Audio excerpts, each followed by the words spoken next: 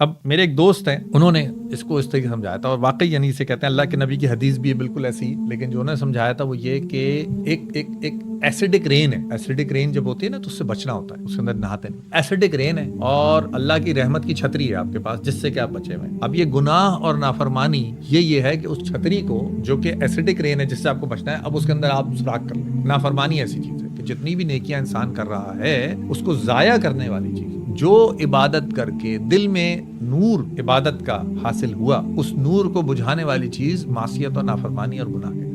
بالکل یہی چیز جو ہے وہ اللہ کے نبی صلی اللہ علیہ وسلم نے اس بات کو اس طرح بیان کیا کہ روزہ گناہوں سے بچنے کے لیے ڈھال کا کام بنتا ہے، آرمر ہے آپ کے لیے. بس اس کو ڈھال بناؤ. روزے دار نہ بد کلامی کرے، نہ چیخے چلائے، نہ کوئی اس کو برا کہے تو اس سے لڑے، بلکہ یہ کہہ کے الگ ہو جائے، انی صائم، میں روزے سے ہوں، میں یہ کام نہیں کر سکتا، تم لڑ رہے ہو، تمہاری مرضی، میں تمہیں جواب بھی نہیں دے رہا.